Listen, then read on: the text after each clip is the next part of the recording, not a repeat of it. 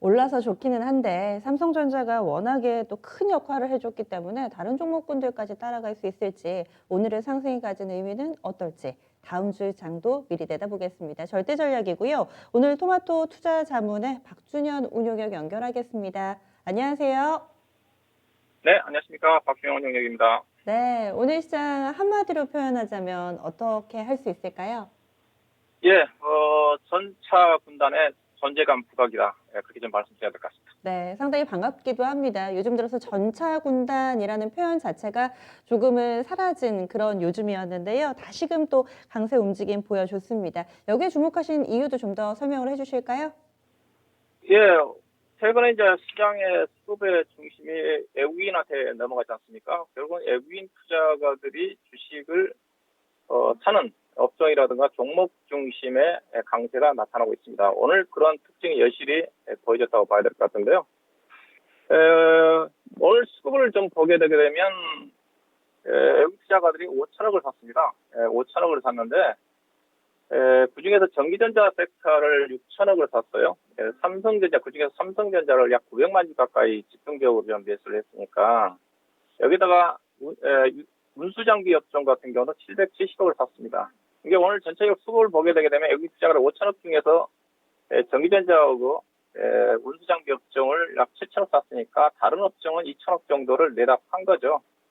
팔았던 주식 자체는 최근에 급등했던 물창고라든가 금융업종, 그다음에 음식료 업종을 중심으로 좀 샀다고 좀 봐야 될 것 같은데 오늘 또 지수는 뭐 코스피 지수가 거의 18포인트 가까이 상승을 했지만은 하락 종목이 압도적으로 많습니다. 코스피 같은 경우 물론 코스닥 시장 빠졌기 때문에 코스닥 시장도 하락 종목이 많지만 코스닥 시장은 그렇게 6대4 정도로 하락 종목이 많은 편인데 코스피는 오늘 급등했음에도 불구하고 하락 종목이 7대3 정도로 많았다.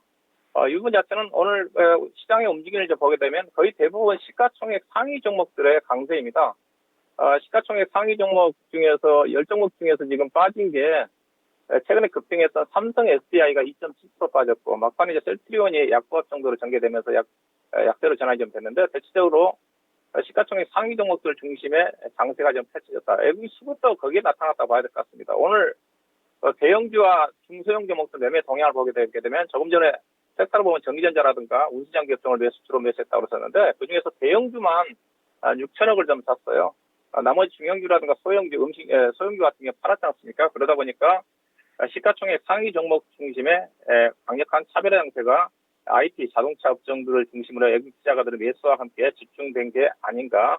그렇게 좀 봐야 될 것 같고요. 그 다음에 이제 코스닥 시장은 오늘 또 나홀로 부진한 움직임이 좀 전개가 좀 됐는데 코스닥 시장은 그래도 장 초반에 마이너스 1.7% 정도까지 하락했다가 그래도 아랫골을 좀 길고 달고 약보합 정도의 수준에서 마감이 좀 됐어요. 최근에 이제 코스닥 시장이 상당히 부진한 부분 자체는 아무래도 이거라고 좀 봐야 될 것 같습니다.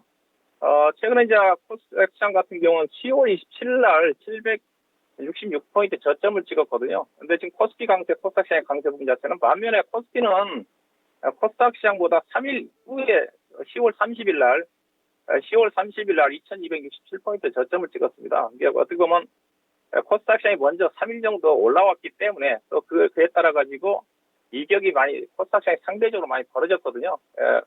코스피는 지금 오늘 뭐 주가가 올라왔지만 이격 기준으로 해서 최근에 좀 행보를 하다 보니까 또 22등 통해서 올라서다 보니까 이격은 105 정도. 반면에 코스닥 시장 먼저 급등을 좀 하면서 이격이 105 정도 찍고 지금 123 정도 조정을 하고 있는 그런 흐름이라 좀 봐야 될 것 같은데 그래서 오늘 전체적인 흐름 자체는 코스피 시장에 외국 투자가 집중적으로 매수하고 있는 IT 자동차 업종과 시가총액 상위 종목의 강세와 그다음에 코스닥 시장은 먼저 상승해서 급등한 부분에 대한 차익성 매도 물량이 또 주말을 앞둔 그런 경기 심리와 함께 이격 조정이 완화되는 그런 국면으로 마감이 된 게 아닌가 이렇게 정리해 볼 수가 있을 것 같습니다. 네. 수급의 주도권을 외국인이 가지고 있고 전차군단 위주로 사서 오늘장 이런 시세가 만들어졌다 얘기를 해주셨는데 그러면 궁금한 점이 두 가지입니다. 외국인이 전차군단을 선택한 이유는 무엇일까? 그리고 이 수급의 패턴이 이어질까? 여기에 대한 답을 주신다면요. 예, 일단은 이렇게 봐야 되겠죠. 이번 주 같은 경우 특징 자체가 이제 백신 개발에 따라 가지고 경기 회복에 대한 기대감 자체가 반영이 좀 되면서 그동안 철저하게 소외를 받았던 코로나 피해주들 중심들이 급격하게 반등이 좀 나왔습니다. 대표적으로 이들 섹터 자체가 실적도 안 좋고 그동안 모멘텀이 없었던 대표적인 소외주였지 않습니까? 그렇던 종목들이 빠르게 올라왔어요. 근데 이제 그런 것들이 최근 들어서 선진국들 중심으로 해서 백신 개발과 관련돼 가지고 조금 신중론이 좀 펼쳐지고 있죠. 여전히 코로나가 글로벌적으로 확산이 좀 되고 있기 때문에 그렇던 경계감들이 좀 나오면서 경기 관련 종목들이 약간 유축이 좀 되고 있다고 좀 봐야 되겠죠. 즉, 이 시장 자체가 최근 들어서 그동안 부진했던 코로나 피해주들까지 반등을 하면서 낙폭과대 종목들까지 순환 반등이 마무리가 됐습니다. 그렇다면 현재 종합주가 지수가 오늘 고점을 돌파했습니다. 최근의 고점이죠. 올해 들어서 2,457, 60이 저점이었었는데 계속 시장을 봤는데 오늘 고점을 좀 돌파했어요. 결국은 고점 돌파는 뭐가 하겠습니까? 낙폭과대 종목들이 돌파 못하죠.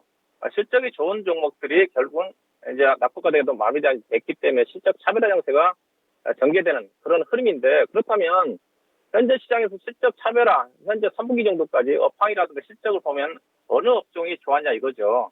결국은 IT가 좋았는데 못 갔고 또 자동차 종목 같은 경우 실적이 너무 좋아서 좋았는데 미리 8월 달부터 많이 올라왔기 때문에 그동안 쉬었거든요. 그래서 현재 시장의 낙폭과대 이후에 이제 실적 차별화 장세가 전개되는 국면. 최근에 실적이 IT, 자동차, 그다음에 화학 이들 섹터 자체가 최근에 3분기 실적도 좋고 향후에도 모멘텀 자체가 4분기라든가 내년도 모방 자체가 괜찮거든요.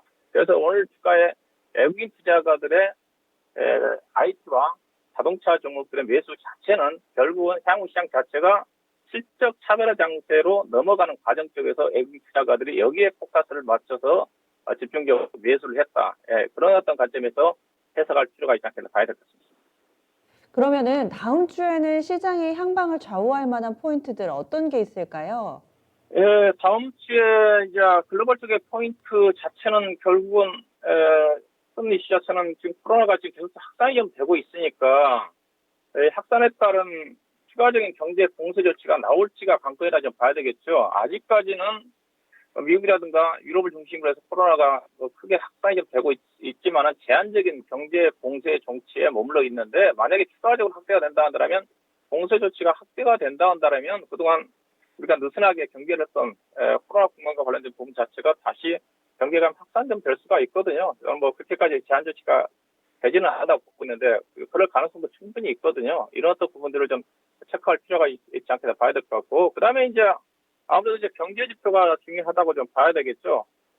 전일 미국 시장 같은 경우도 목표 빠졌다가 고용 지표가 좋게 나면서 어느 정도 방을 했듯이 결국은 이제 실적 시즌인데 실적 이후에 경제 동향을 봐야 될 것 같은데 다음 주에 이제 미국의 중요한 소매 판매 지표가 4일날 발표가 좀 됩니다. 중국 같은 경우 월요일날 발표가 좀 되니까 소매 판매가 미국의 이제 소비 시즌과 맞물려서 중요하다 좀 봐야 되겠지. 이 지표 자체가 좀 중요하지 않겠는가 좀 생각이 좀 되고 그다음에 이제 국내적으로 따진다 그러면 다음 주 월요일날 이제 국내 코스닥 시장을 중심으로 해서 중성 종목들 실적 발표가 마감이죠. 다음 주 26일날 발표가 집중이 좀 되기 때문에 중소형 종목들 같은 경우 이제 실적에 따라서 그냥 가이던스가 존재하지 않는 부분이기 때문에 종목별의 실적에 따른 더 변동성이 나올 수가 있거든요. 변동성이 나올 수가 있고 또 반면에 불확실성 해소가 좀 되면서 그동안 이번 주 후반 중심 부진했던 코스닥 시장의 불확실성 해소. 그러니까 오늘 최근 들어서 코스닥 시장 부진 부분 자체는 실적 발표 앞둔 최근에 주가가 올라왔기 때문에 경기감을 좀 봐야 될 것 같습니다. 이 부분이 중요한 포인트를 좀 작용하지 않겠나 봐야 될 것 같고 그다음에 시장의 수급 자체가 외국인이니까 환율을 좀 봐야 될 것 같은데요. 환율 추이에 따라서 환율 최근 이제 급격하게 하락한 이게 약간 반등을 할 조짐 보이고 있는데 현재 환율이 지금 원달 환율이 2019년도 1월달 수준까지 좀 내려왔습니다. 추가적으로 1,100원 아래까지 이탈하지는 않겠죠. 하락하지는 않겠죠. 환율의 움직임에 따라서 외국인 수급이 좀 결정이 좀 되는 거니까. 그렇지만 외국인 투자가들도 현재 흐름으로 봐서는 충분히 다음 주에도 매수할 수가 있기 때문에 결국은 외국인 투자가들이 매수가 진행이 좀 되는데 추가적으로 얼마만큼 강도가 세질지 부분 자체가 다음 주 시장에 체크 포인트가 좀 되지 않겠나 좀 봐야 될 것 같습니다. 그러면 전략을 어떻게 좀 세워봐야 될까요? 예, 일단은 상승 추세는 저는 충분히 좀 진행이 좀 된다고 보습니다. 근데 이게 이제 연말까지 진행이 되지는 않지요. 원래 시장 자체가 전통적으로 따지면 11월달 내지는 12월 중순 정도까지 조정인데 올해 같은 경우는 이제 대선 불확실성이 저기 해소가 좀 되고 또 양도 초입 가소와 관련된 부분 자체가 유예가 좀 됐기 때문에 이러한 불확실성 해소가 좀 되면서 빠르게 좀 올라왔거든요. 결국은 저는 11월 다음 주 정도까지 강세가 움직임이 전개되고 난 다음에 11월 하순 내지는 12월 한 10일 전, 초반 정도까지는 약간 조정 구간이 나오지 않겠는가. 크게 조정 나올 것 같지는 않고요. 그러고 난 다음에 12월 코스피부터 먼저 시장을 해가지고 12월 중순부터 해가지고 연말장, 내년도 시장에도 기대치가 높기 때문에 올해는 그 어느 때보다 먼저 연말장에 기대한 기대감이 좀 반영이 되면서 올해 시장과 내년도 시장으로 넘어가지 않겠는가. 그래서 전체적인 시장 자체 지수가 가파르게 좀 올라왔기 때문에 기간적으로 동안 완만한 상승이다. 빠르게 갈 것 같지는 않다. 코스피 목표치는 개인적으로 2,500포인트 정도까지는 상승 여력이 있지 않겠는가. 다만 이제 코스닥 시장 같은 경우는 어떻게 봐야 되느냐. 코스닥 시장 같은 경우 조금 전에 먼저 왔던 부분 자체가 이게 조정이 거의 마무리된 부분이기 때문에 다음 주 실적 발표가 마무리가 된다 한다면 실적 불확실 해소와 함께 실적 좋은 종목 중심으로 해서 움직이는 장이 펼쳐지지 않겠는가 생각이 좀 되고요. 최근에 개인 투자가들이 주식을 좀 많이 팔아놨죠. 최근에 주가 2,270포인트 아래 내려갈 때 주식을 많이 사고 난 다음 주가가 올 때 많이 팔아놔가지고 현재 고객 예탁금에 지금 56조 원대까지 많이 지금 올라와 있는 상태입니다. 개인 투자가들 유동성이 충분히 많다는 거죠. 이게 충분히 시장의 하방은 지지가 된다는 겁니다. 그래서 장중에 오늘처럼 코스닥 시장이 빠질 때 장기 변동성이 나올 때는 적극적으로 주식 비중을 확대하는 전략. 물려도 내년도는 바로 회복이 좀 되기 때문에 적절 대응할 필요가 있지 않겠는가 좀 봐야 될 것 같고요. 전략은 어디 쪽이냐? 결국 이제 실적과 이슈에 따른 차별의 양세입니다. 이제 코스피는 실적이고요. 코스피는 실적 앞서 이제 3분기 실적과 또 향후에 4분기 내지는 내년도 업황이 좋은 그렇다. 그도 업종이 어떠냐? IT, 화학, 그다음에 소비 시즌이기도 소매 유통 쪽이라고 좀 봐야 될 것 같고, 그다음에 코스닥 시장은 실적이 좋은 업종이라도 섹터가 없습니다. 없습니다. 다만 이제 성장 기대감을 가지고 움직임이 전개되기 때문에 코스닥 시장 같은 경우는 개별적인 실적 호전 종목과 정책적인 이슈에 기댈 수 있는 그런 종목들이 관심 가져야 되지 않겠습니까? 오늘 하락 국면에서 빠르게 꿈틀거리고 있는 쪽이 신재생에너지 쪽이거든요. 환경 관련 종목 쪽. 아마 이번 주 다음 주 정도에서 정부에서 탄소 효율화 관련된 그린 지수도 발표를 좀 앞두고 있는 그런 부분이기 때문에 여전히 최근 조정을 받던 신재생에너지와 친환경 관련 종목 쪽에 코스닥 시장을 주목할 필요가 있지 않겠나 보고 있습니다. 네. 이번 주는 다소 좀 잠잠했던 친환경 호수의 종목군들 그리고 실적과 이슈 위주로의 대응 전략 주시네요. 알겠습니다. 한 주간 수고 많이 하셨습니다. 고맙습니다. 네, 고맙습니다. 네, 토마토 투자자문의 박준영 운용학과 이야기 함께 좀 나눠봤습니다. 외국인이 전차군단을 사는 이유 역시나 실적에 있고 그동안에 많이 오르지 못한 종목군들 위주로 대형주 위주로 안정적인 매수가 들어오고 있습니다. 시장에 대해서는 업사이트 좀 더 보고 있으니까요. 다음 주에도 좀 자신감 갖고 대응 전략 세워보셔야 될 것 같습니다. 이렇게 증시는 뜨겁게 달아오르고 있는데 지금 코로나19 때문에 주변 상황을 휘 둘러보면 다소 좀 어수선한 느낌도 없지 않아 있습니다. 특히나 수능이 이제 20여일 정도밖에 남지 않은 상황인데요. 학교에서도 학생과 교사의 확진 판정이 이어지면서 이 수능일에도 빨간불이 들어와 있는 상황입니다. 우리가 일상생활을 어떻게 좀 잘 보내느냐에 따라서 올해 고3 학생들 상당히 좀 힘겹잖아요. 이 마무리까지 좀 사회가 잘 도와줘야 되는 환경이 형성돼야 되지 않을까라는 생각도 함께 가져봅니다. 이 부분이 또 다음 주 우리 증시에 발목을 잡지는 않았으면 하는 바람도 있고요. 이어지는 진짜 쉬운 진단 시간에 여러분들의 참여 기다리고 있습니다. 종목 진단 신청받고 있고요. 오늘도 저녁 9시 변함없이 이 미스터 진단 시간도 마련이 되어 있습니다. 전화 주시면 됩니다. 미스터 진단 신청 전화번호 2128에 지금 3388번, 022128-3388번으로 전화 진단 신청 받고 있으니까요. 지금 바로 전화 주시면은 신청해 보실 수 있고 저녁 9시부터 11시까지 2시간 걸쳐서 진행됩니다. 여러분들이 원하시는 전문가를 선택해서 진단 받을 수 있기 때문에 더욱더 유익한 시간이 되지 않을까 싶네요. 저희가 준비한 내용은 여기까지입니다. 지금까지 다양한 투자 판단에 대한 도움 말씀드렸고 종목의 상승과 하락을 보장하지는 않습니다. 그러면 주말 편안하게 보내시고요. 다음 주 월요일에 다시 찾아뵐게요. 함께해 주신 여러분 고맙습니다.